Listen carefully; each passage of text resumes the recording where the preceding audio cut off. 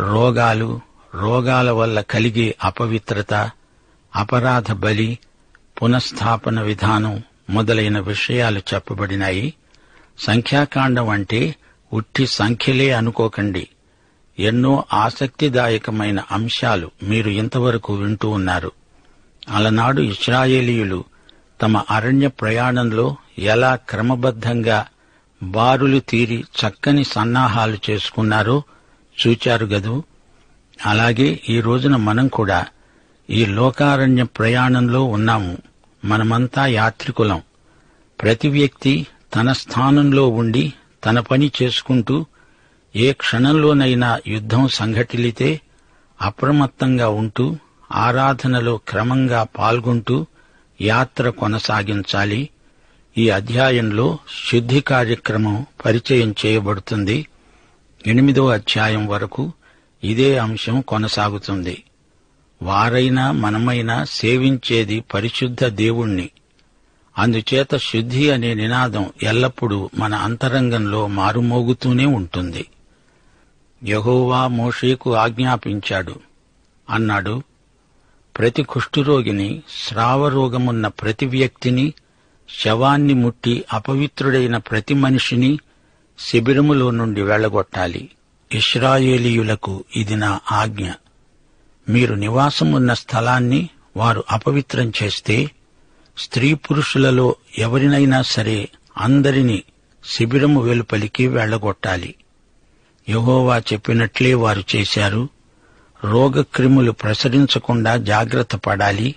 ఇది దేవుని ఆజ్ఞ మేరకు జరిగింది. దేవుడు చెప్పినట్లే ఆయన సేవకులు చెయ్యాలి.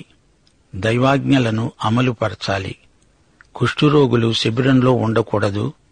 లేవియ కాండంలో మనం నేర్చుకున్నాము, కుష్ఠురోగం పాపానికి గుర్తు.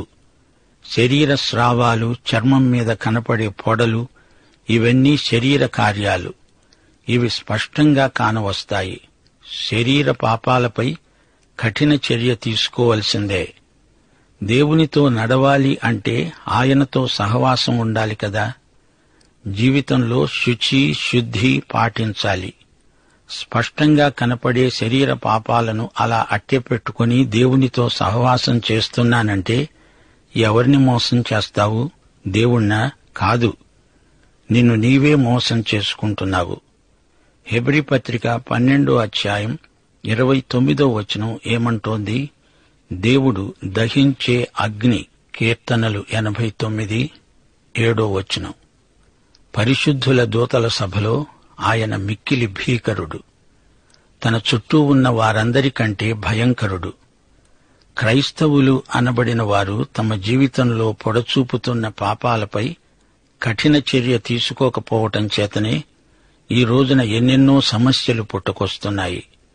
సంఘాలలో కూడా ఇట్టి పాపాలను చూచి చూడనట్లు ఊరుకుంటున్నారు. శోచనీయం. అలనాడు ఇశ్రాయేలు ప్రజలలో కొందరిని వారి శిబిరము నుండి వెలుపలికి గెంటేయాల్సి వచ్చింది. యెహోషువ గ్రంథంలో మనం చూడబోయే విషాద ఫలితం, వారికి యుద్ధంలో అపజయం కలిగింది. ఎందుకని? వారి మధ్య అపవిత్రత ఉంది.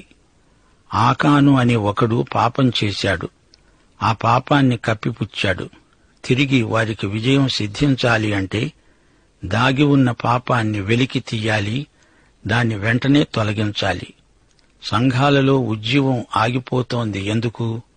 బోధకులు, సంఘ సేవకులు, సేవికలు, గాయకులు ప్రతి ఒక్కరూ తమ జీవితంలోని పాపాలను, సులువుగా చిక్కులు పెట్టే ప్రతి కీడును పసికట్టి తొలగించాలి. వారలా చేయటం లేదు గనకే ఉజ్జీవం రావటం లేదు. శరీర పాపాలు కుష్ఠురోగం లాంటివి.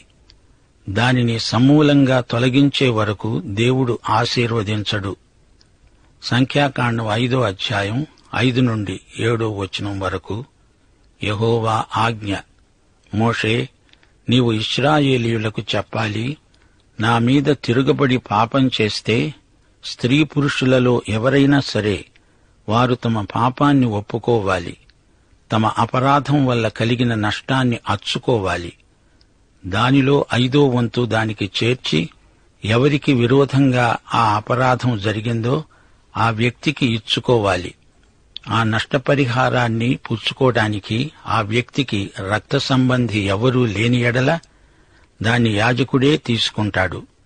వాని నిమిత్తము ప్రాయశ్చిత్తము చేయడానికి అర్పించిన పొట్టేలు యాజకునిదే అవుతుంది. ఇశ్రాయేలీయులు ప్రతిష్ఠితమైనది ఏది తెచ్చి ఇచ్చినా అది యాజకునిదే అవుతుంది. ప్రతిష్ఠించబడినవి యాజకునివే. ఎవడైనా యాజకునికి ఇస్తే అది యాజకునిదే. లూకా శుభవార్త 19వ అధ్యాయం 8వ వచనం. జక్కయ్య ఏమి చేశాడో జ్ఞాపకం చేసుకోండి. జక్కయ్య అన్నాడు, ఇదిగో ప్రభూ, నా ఆస్తిలో సగం బీదలకు ఇస్తున్నాను. నేను ఎవని వద్దనైనా అన్యాయంగా దేనినైనా తీసుకొని ఉంటే అతనికి 4 అంతలు మళ్లీ చెల్లిస్తాను. మోషే చెప్పిన దానికంటే జక్కయ్య ఎక్కువే చేశాడు. మారు మనస్సు అంటే ఏమిటనుకున్నారు?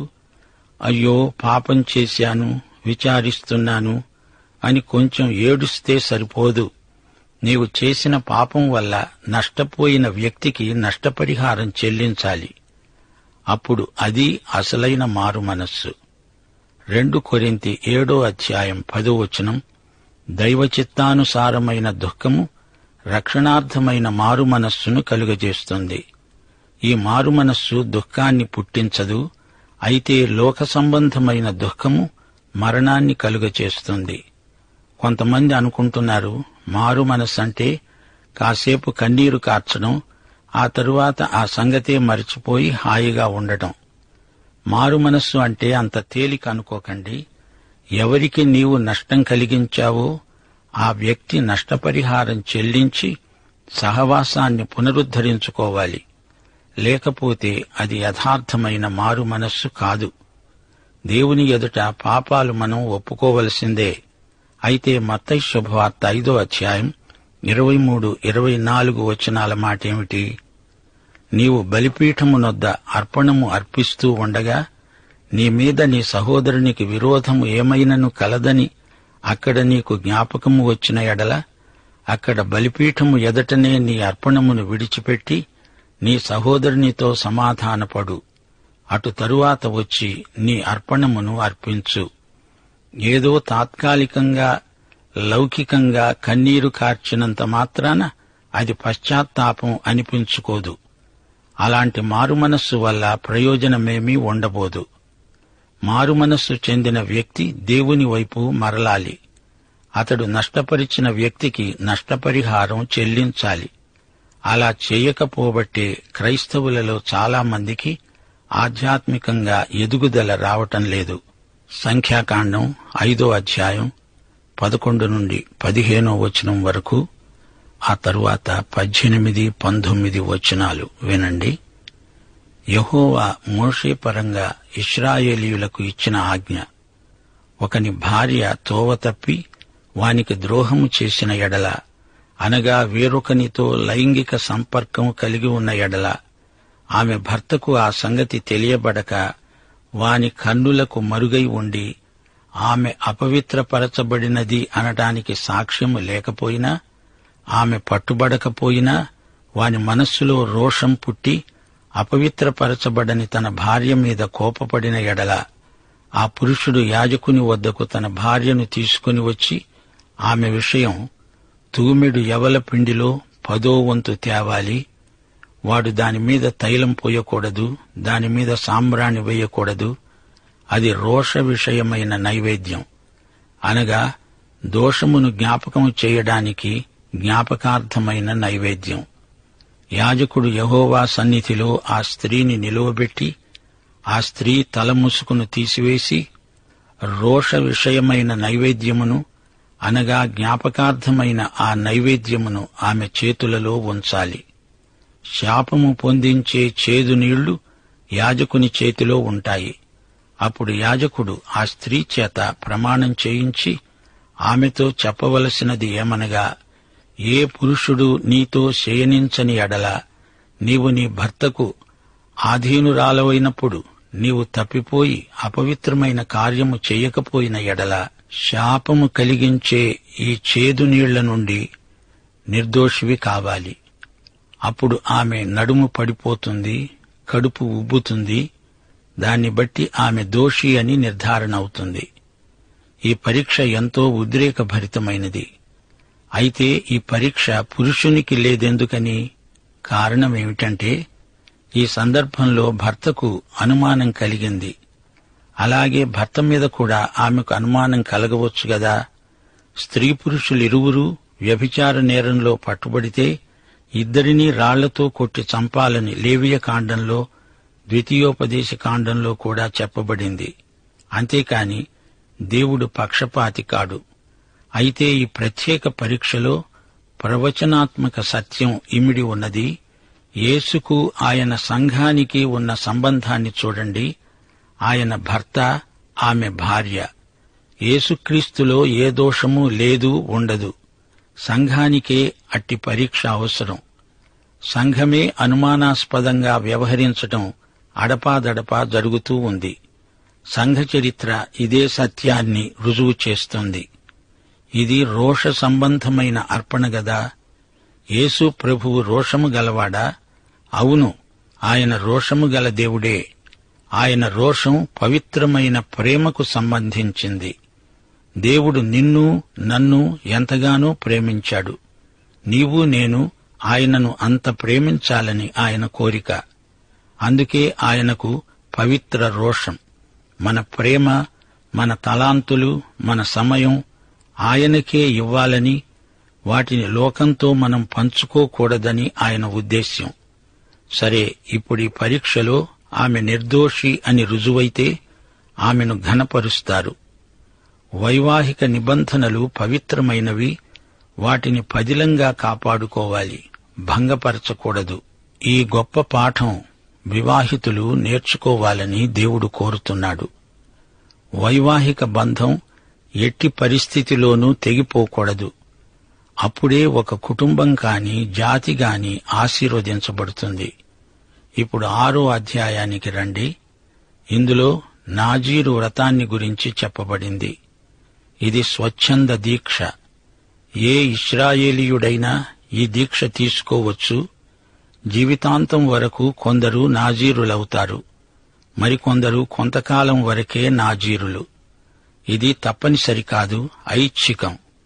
భక్తిగల ఏ ఇశ్రాయేలీయుడైనా ఎప్పుడైనా ఈ వ్రతాన్ని చేపట్టవచ్చు. సంఖ్యాకాండం 6వ అధ్యాయం 1 నుండి 3వ వచనం వరకు. యెహోవా మోషే ద్వారా ఇశ్రాయేలీయులకు ఇలా ఆజ్ఞాపించాడు. పురుషుడే కాని, స్త్రీ కాని యెహోవాకు నాజీరు అవటానికి ఎవరైనా మొక్కుకొని తనను తాను ప్రత్యేకించుకొనిన ఎడల వాడు ద్రాక్షరస మద్యములను మానివెయ్యాలి. ద్రాక్షరసపు చిరకనైనా మద్యపు చిరకనైనా తాగకూడదు. ఏ ద్రాక్షరసమునైనా తాగకూడదు. పచ్చివి గాని, ఎండినవి గాని ద్రాక్ష పండ్లను తినకూడదు. గమనించారా? ద్రాక్షను ఏ రూపంలోనూ అతడు పుచ్చుకోకూడదు. ఆహార విహారాదులలో విశ్వాసులు ఒక ప్రశ్నకు జవాబు చెప్పాలి. నీవు చేస్తున్నది ఏదైనా ఎందుకు చేస్తున్నావు? క్రీస్తు మహిమార్థమై చెయ్యి, లేకపోతే మానేయి. నీవు నాజీరువు కాగోరుతున్నావా? అంటే నీవు దేవుని కోసమే జీవించగోరుతున్నావా? నీవు ద్రాక్షరసం తాగుతానంటావు, అది లౌకికమైన అలవాటు. లోకానందం మనకు ఎలా ఆనందమవుతుంది? నాజీరు బతుకు దేవుని మహిమకు అంకితమైపోయింది. భోజనాలు, ఫలహారాలు, ఆటలు, పాటలు, వినోదాలు, వీటిపై ఉన్నంత ఆసక్తి కొందరికి ఆధ్యాత్మిక విషయాలపై ఉండదు. దేవుని వాక్యం చదువుతూ, వింటూ ఆనందిస్తున్నావా? నీ ఆనందం ఎందులో ఉంది? సోదరుడా, సోదరి, ప్రార్థనానందం నీకుందా? నీ ఆనందం లౌకిక వ్యాసంగాలలోనే ఉంటే ఒక క్షణకాలం ఆత్మ పరీక్ష చేసుకో. సంఖ్యాకాండం 6వ అధ్యాయం 5వ వచనం.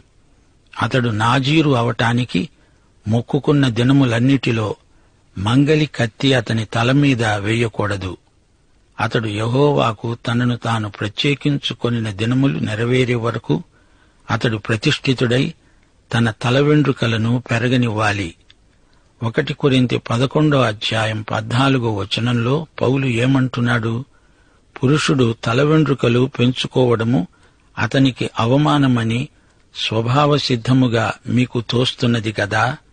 పురుషుడు వెండ్రుకలు పెంచుకొని దేవుని కోసం అవమానాన్ని భరిస్తున్నాడని భావం.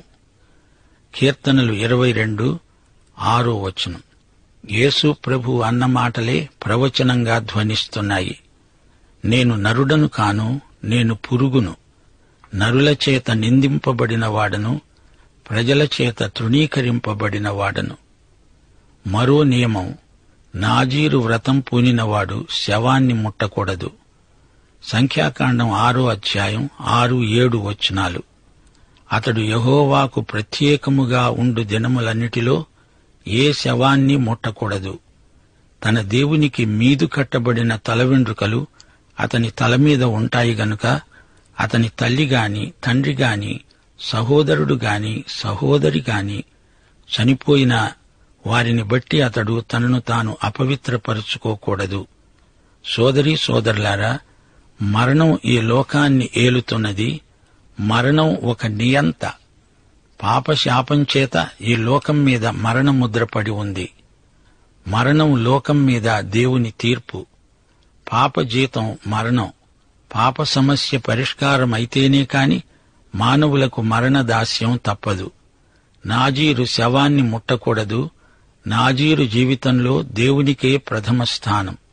మత్తయి శుభవార్త 10:37 తండ్రినైనను తల్లినైనను నాకంటే ఎక్కువగా ప్రేమించేవాడు నాకు పాత్రుడు కాడు. కుమారుణ్ణైనా కుమార్తెనైనా నాకంటే ఎక్కువగా ప్రేమించేవాడు నాకు పాత్రుడు కాడు. ఇది నాజీరు యొక్క స్వచ్ఛంద తీర్మానం. ఈ రోజున కూడా యేసు ప్రభువు కోసం స్వచ్ఛంద తీర్మానం ఎవరైనా చేయవచ్చు. ఆయనకే జీవితంలో ప్రథమ స్థానమివ్వడం, అదే క్రైస్తవ భక్తి. వీరే ఆధ్యాత్మిక నాజీరులు. అప్పటి నాజీరుల మతదీక్ష కాదిది, ఆధ్యాత్మిక తీర్మానం. యేసు ప్రభువుకు మనల్ని మనం రిక్తులమై ఇచ్చివేసుకోవడమే కొత్త నిబంధన సమర్పణ. మన భక్తి, ఆరాధన, ప్రేమ, సేవ, కాలము, సమయము అన్నీ ఆయనకే సమర్పితం. గుంపుతో పాటు నేను అనుకునేవారు ప్రభువుకు జీవితంలో ప్రథమ స్థానం ఇవ్వజాలరు. నీ ఆనందం, తృప్తి క్రీస్తునందే అనే తీర్మానానికి నీవు రావాలి. సంఖ్యాకాండం 6:8 వినండి. అతడు ప్రత్యేకముగా ఉండే దినములన్నీ అతడు యెహోవాకు ప్రతిష్ఠితుడుగా ఉంటాడు. సోదరీ సోదరులారా, ఈ తీర్మానం చేసుకుని దానిమీద మీ జీవితమంతా నిలిచి ఉండండి. శోధనలను ఎదుర్కొని జయించే శక్తి మీకు కలుగుతుంది. పరిశుద్ధాత్మ అట్టి శక్తిని మీకు తప్పక ప్రసాదిస్తాడు. యేసు పిలుపు వింటున్నారా? ప్రయాసపడి భారము మోస్తున్న సమస్త జనులారా, నా వద్దకు రండి, నేను మీకు విశ్రాంతి కలుగజేస్తాను. నా కాడి మీ మీద ఎత్తుకొని నా దగ్గర నేర్చుకొనండి. నేను సాత్వికుణ్ణి, దీన మనస్కుణ్ణి. మీ ప్రాణాలకు విశ్రాంతి దొరుకుతుంది. రండి. మత్తయి శుభవార్త 11:28-29 యేసుతో కాడి మోయటం ఎంతో అద్భుతం, ఆశీర్వాదకరం. సంఖ్యాకాండం 6:9-10 ఒకడు అతని యొద్ద హఠాత్తుగా చనిపోవటం వల్ల ప్రత్యేకంగా ఉండేవాని తల అపవిత్రపరచబడిన ఎడల అతడు పవిత్రపరచబడే దినాన, అనగా 7వ రోజున తన తల గొరిగించుకోవాలి. 8వ రోజున అతడు 2 తెల్ల గువ్వలను గాని 2 పావురపు పిల్లలను గాని ప్రత్యక్ష గుడార ద్వారము వద్దనున్న యాజకుని వద్దకు తేవాలి. నాజీరు మైలపడితే అర్పణ తేవాలి. దీక్ష తీసుకున్న వ్యక్తి దాన్ని భంగపరుచుకోకూడదు. తాత్కాలిక ఉద్రేకంతో వచ్చి మధ్యలో విరమించుకుంటే అలాంటి వారి విశ్వాస నౌక సముద్రపు తుపానులో వికావికలైపోతుంది. కొందరు తాము ఎక్కడ తప్పిపోతామో అనే భయంతో అసలు ఏ వాగ్దానమూ చెయ్యరు. అందుకే వీరెన్నో దీవెనలు పోగొట్టుకుంటున్నారు. సోదరీ సోదరులారా, 6వ అధ్యాయం ముగింపులో ఆశీర్వాదమున్నది. ఈ ఆశీర్వాదంలో త్రిత్వమున్నది. తండ్రి అయిన దేవుడు ప్రతి ఆశీర్వాదానికి మూలం. యేసుక్రీస్తు ముఖకాంతి మన మీద ప్రకాశిస్తుంది. పరిశుద్ధాత్మ మనపై ప్రకాశించి మనకు సమాధానం ప్రసాదిస్తాడు. జనసంఖ్య సేకరణ జరిగింది. ఎవరి ధ్వజాల కింద వారున్నారు. గోత్రాల వారీగా, కుటుంబాల వారీగా ఎవరి స్థానం వారు ఆక్రమించారు. అంతా శుద్ధీకరించబడింది. సైనికులు సిద్ధంగా ఉన్నారు. 1 కొరింథీ 14:40 సమస్తము మర్యాదగా క్రమంగా జరుగనీయండి. దైవాశీస్సులు.